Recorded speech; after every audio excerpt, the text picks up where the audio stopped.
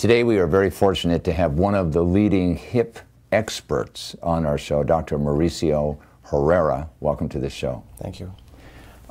Explain to our audience a little bit about hip replacements, why they're needed, etc., with your model of the pelvis there.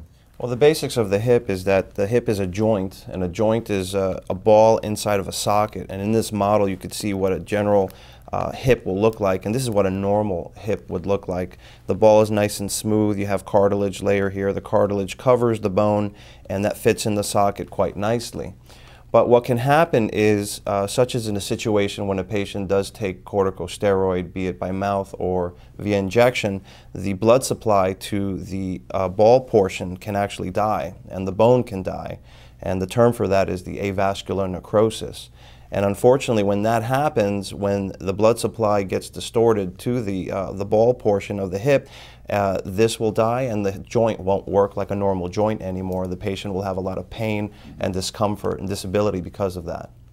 And therefore, it has to be replaced with a mechanical type. Correct. And so when something bad happens to the hip joint, then we are able to do an artificial hip replacement, which it involves, it's called a total hip replacement, when you change the socket and you change the ball. The ball fits in the socket, and that's what the new joint looks like. And that's what a total hip replacement is. Now, this is the hip that Dupuis manufacturers, but this is the one that was recalled, right? Correct. Because it has too much. Yes, you metal can actually see all the erosion of the metal on the implant. Yeah, what kind of metal is that? It's called cobalt chrome, which is just a combination of different metals melted together. Now let me ask you, when the FDA approved this, there was no way for them to determine over a period of time that it would end up with this kind of result. Correct, correct. Many times companies, when they put forth an implant, really won't know 20, 30, 40-year follow-up, unfortunately, with how a hip is going to do. Yeah. But unfortunately, this particular hip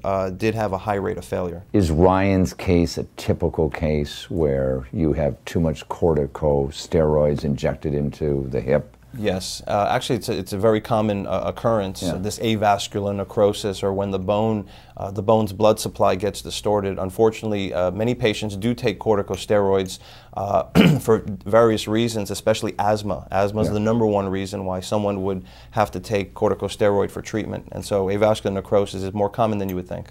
Okay, great. Well, thank you very much for being on the program. You've provided a lot of valuable information.